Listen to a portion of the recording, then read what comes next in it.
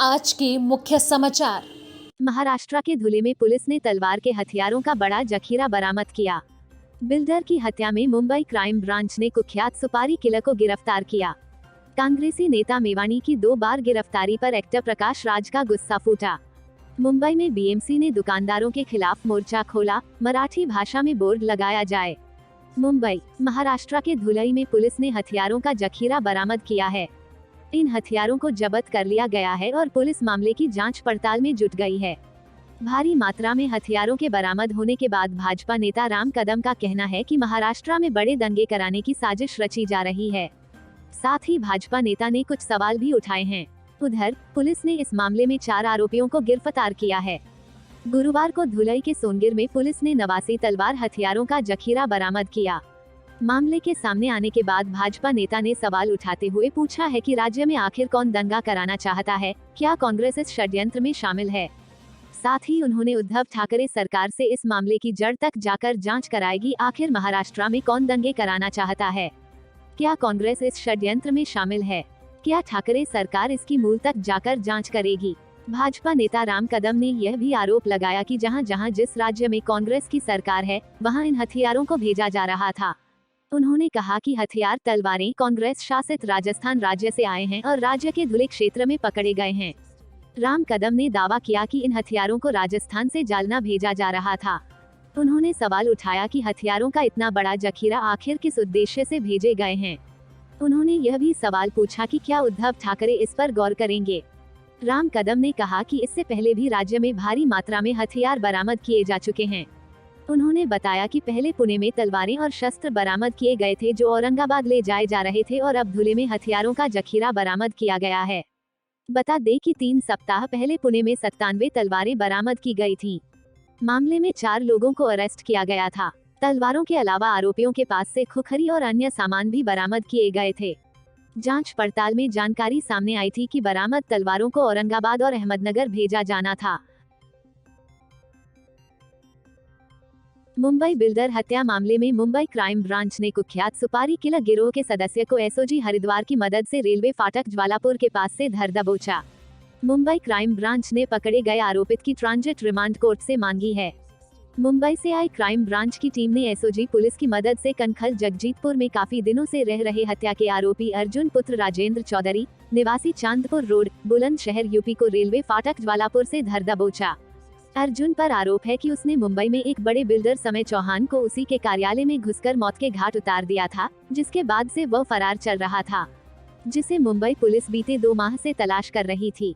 Mumbai builder की हत्या में शामिल 4 आरोपितों में से 2 को पहले ही मुंबई क्राइम ब्रांच गिरफ्तार कर चुकी है, जबकि एक का एनकाउंटर यूपी पुलिस ने 21 मार्च को बनारस में कर दिया था। अब चौथे मुख्य आरोपित को मुंबई क्राइम ब्रांच ने एसओजी के साथ मिलकर हरिद्वार से धर दबोचा है।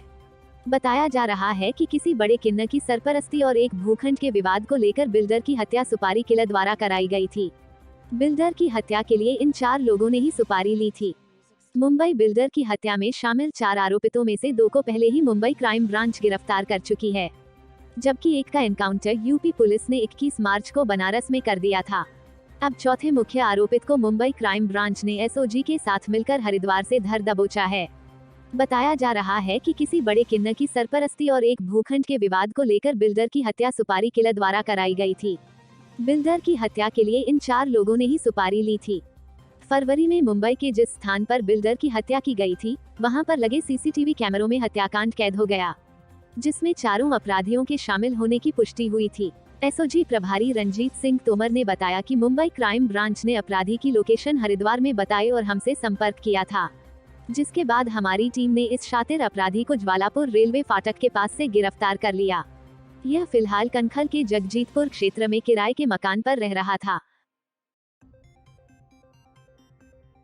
मुंबई, कांग्रेस विधायक जिग्नेश मेवानी की 2 बार गिरफ्तारी पर बॉलीवुड एक्टर प्रकाश राज का गुस्सा फूटा है। उन्होंने ट्विटर के जरिए तीखी प्रतिक्रिया देते हुए लिखा, गोसे आजाद भारत का पहला आतंकी था जिसने हमारे महात्मा गांधी को मारा था। उन नेताओं पर लानत है जो गोसे को अपने दिल में रखते हैं और गांधी को महज होठों पर रखते हैं।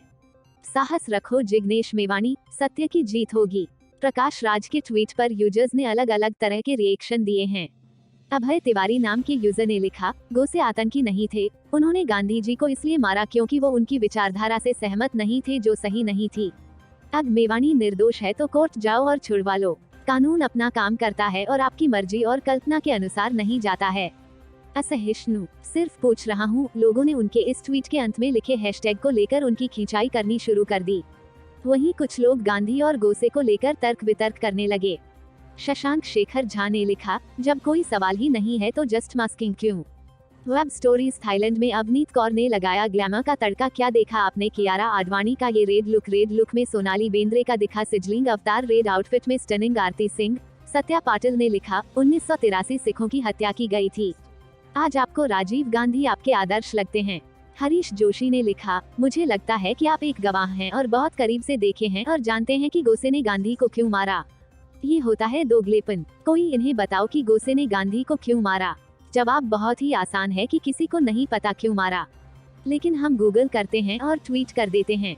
PS सुंदराजन ने लिखा, प्रकाश राज को इतिहास को पूरा पढ़ने दे, उन स्कूलों में नहीं जहां केवल मुगलों के बारे में पकी हुई कहानियां उपलब्ध हैं और तब गांधी के बारे में बात करते हैं। हम में से कितने लोग जानते हैं कि महात्मा की उपाधि अंग्रेजों द्वारा प्रायोजित थी, भारतीयों द्वारा नहीं। बता दें कि पिछले दिनों असम पुलिस ने कांग्रेस विधायक को प्रधानमंत्री नरेंद्र मोदी पर आपत्तिजनक टिप्पणी करने के आरोप में गिरफ्तार किया था।